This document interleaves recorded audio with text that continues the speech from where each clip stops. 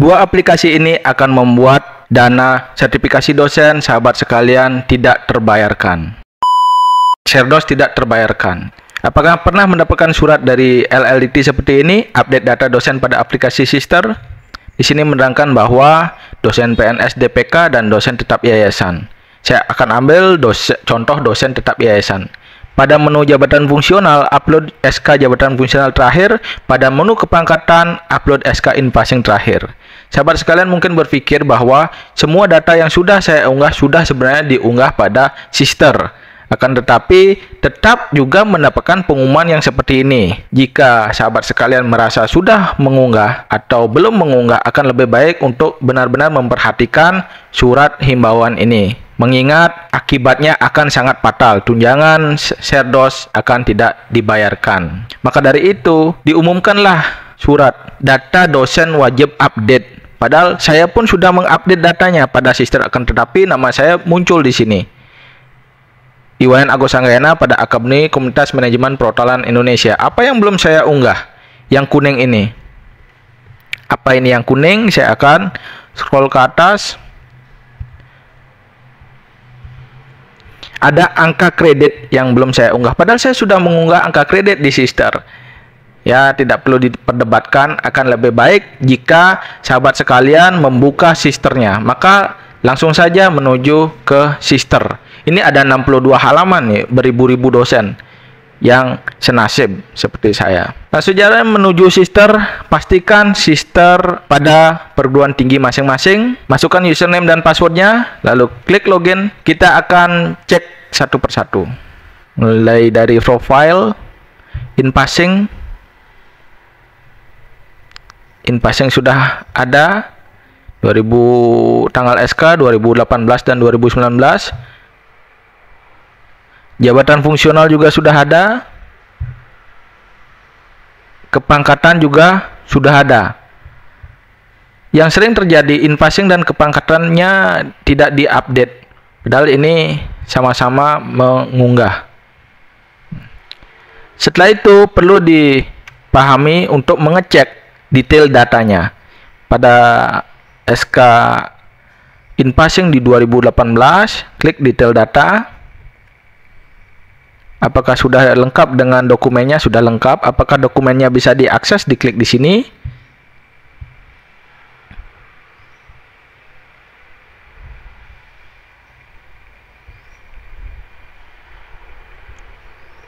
Lancar, bisa diakses. Bisa di close. Lalu kembali. Ini baru di inpassing. Cek juga di inpassing yang di 2019. Detail data. Sudah semuanya data terisi. Pastikan tautannya bisa diakses. Seharusnya bisa diakses. Karena saat mengajukan harus bisa diakses. Akan tetapi sering Google Scholar, bukan Google Drive, pergantian Google Drive atau bermasalah pada Google Drive Corporate seperti itu. Lalu kembali. Pada sub menu inpassing ini di profile itu sudah tidak ada kendala lagi. Kepangkatan. Karena di sini dicurigai angka kredit ya. Kita garis bawahi angka kredit. Penata muda tingkat 1 2018, buka detail datanya. Sudah lengkap. Di 2019 juga sudah lengkap. Masa kerja. Lalu di riwayat ajuan perubahan. Cek juga disetujui, ini disetujui. Lengkap disetujui tenaga LLDT umur ajuan 3 hari. Kenapa di 1 November 2022? Karena saya baru menyelesaikan studi di 2021. Sehingga jabatan fungsional pun masih asisten ahli. Nah, inpassing sudah dicek, kepangkatan juga di sini sudah cek. Selanjutnya jabatan fungsional. Di sini sudah diisi juga, tapi mohon diperhatikan, diklik detail datanya. Nah, disinilah yang belum ada datanya. Walaupun ibu bapak sudah pernah mengunggahnya, akan lebih baik lagi mengunggahnya. Angka kredit. angka kredit. Cocok kan, sahabat sekalian? Yang belum diunggah adalah angka kredit. Di sini datanya angka kredit kosong. Ini berbahaya sekali, padahal di Inpase yang di kepangkatan itu semua sudah lengkap, padahal perasaan kita juga sudah lengkap. Yang namanya perasaan kan kadang-kadang tidak sepenuhnya bisa sesuai dengan sistem. Gimana kita ketahui juga sistem sering error. Tanpa perlu perdebatan, langsung saja ajukan perubahan data. Karena jabatan fungsional tetap, jadi pilih asisten ahli 150 tetap. Jadi penetapan nomor SK-nya tetap 0610-KP-KP-2017. 0610-8-KP-KP-2017. Oke, sama. Terhitung mulai tanggal 1 Oktober 2017.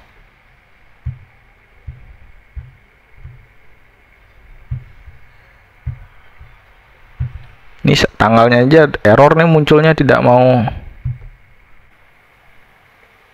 Harus dikecilkan ternyata. Kalau di zoom dia tidak akan muncul nih menu di sini.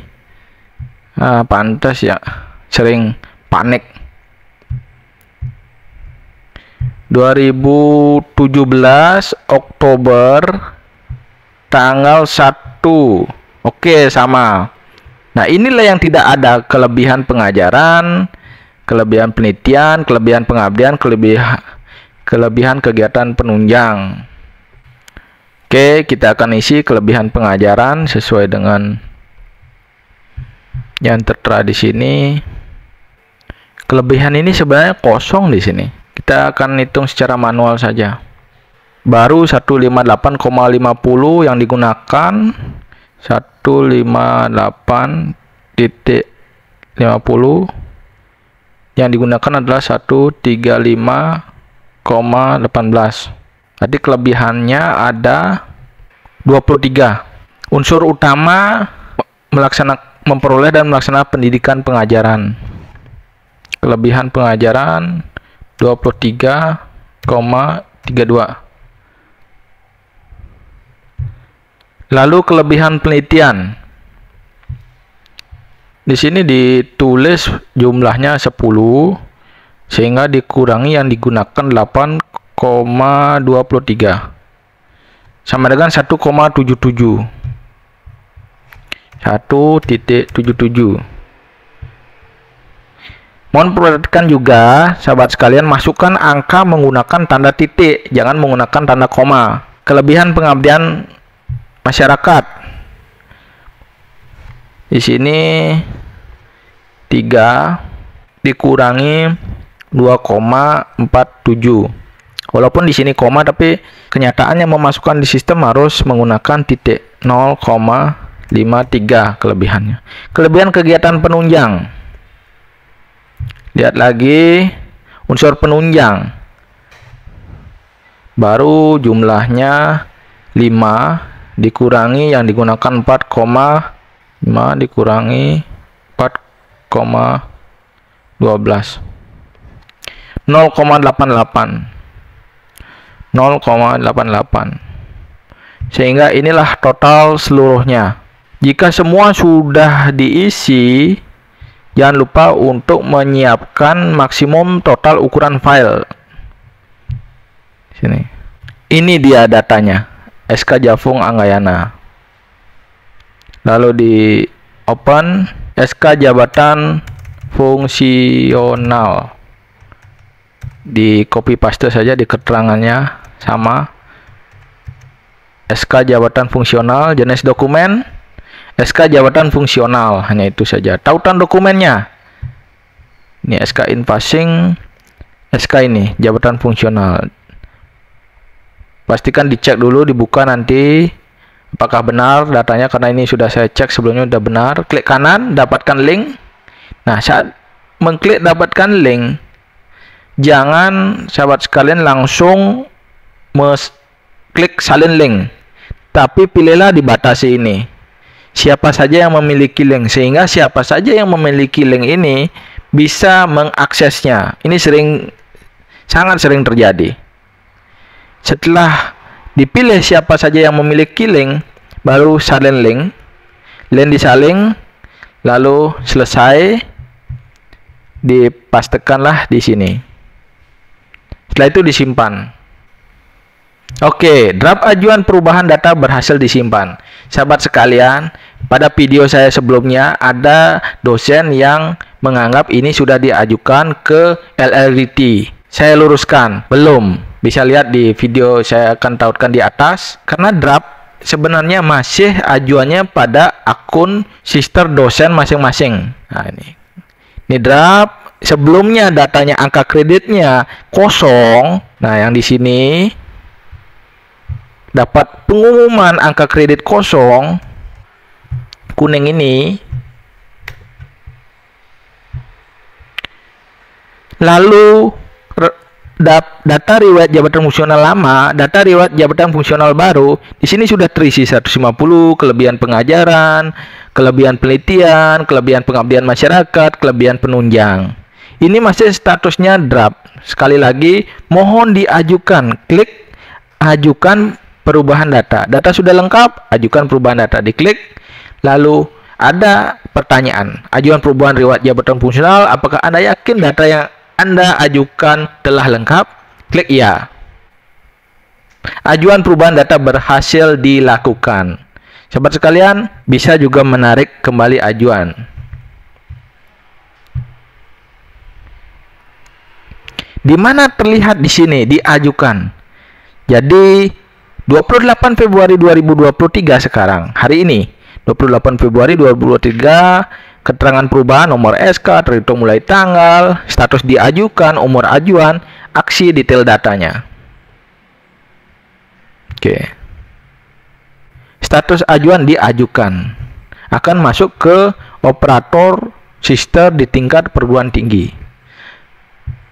Setelah itu baru nanti diajukan, jika datanya sudah benar, lampirannya bisa diakses dan sesuai nomor SK-nya, baru akan divalidasi oleh operator tingkat perguruan tinggi.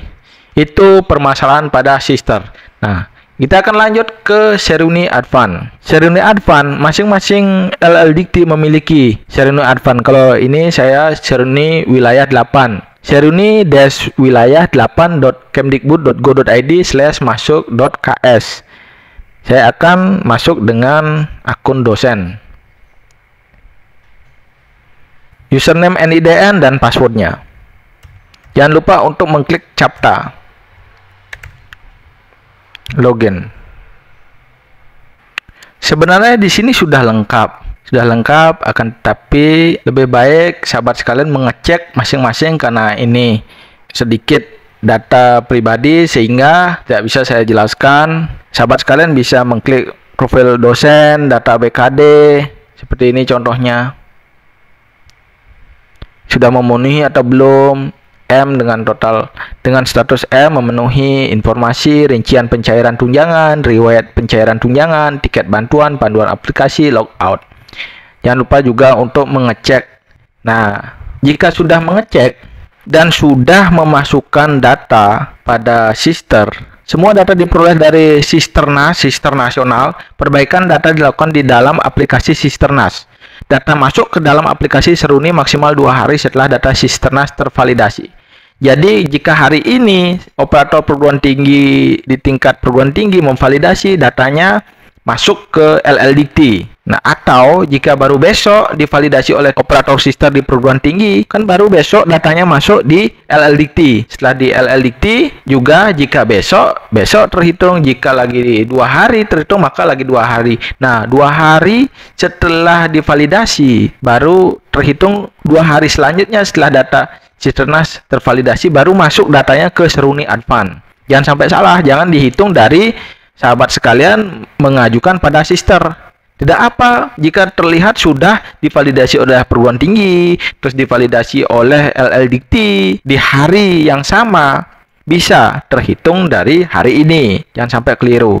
Data yang digunakan untuk proses pembayaran, nama penerima, nama pemilik rekening, nomor rekening, nama bank, dan NPWP dilakukan update oleh admin LLDT. Bagi dosen yang melakukan perubahan, wajib menggunakan menu tiket bantuan yang di kiri sini, tiket bantuan. Oke, itu saja tutorial hari ini. Jadi sahabat sekalian, jika menemukan kendala atau surat pemberitahuan, jangan panik terlebih dahulu. Mari kita pelajari sedetail mungkin, kita telusuri, karena sistem masih dalam pengembangan. Kita juga tidak patut untuk menyalahkan siapapun. Kita harus mawas diri dan rajin-rajin untuk login ke sistem Seruni Advance. Semoga video ini bisa bermanfaat. Jangan lupa untuk like, subscribe channel Dr. Agus Anggena, dan berikan komentarnya pada kolom komentar di bawah. Hidupkan notifikasinya. Sampai jumpa pada video berikutnya. Terima kasih.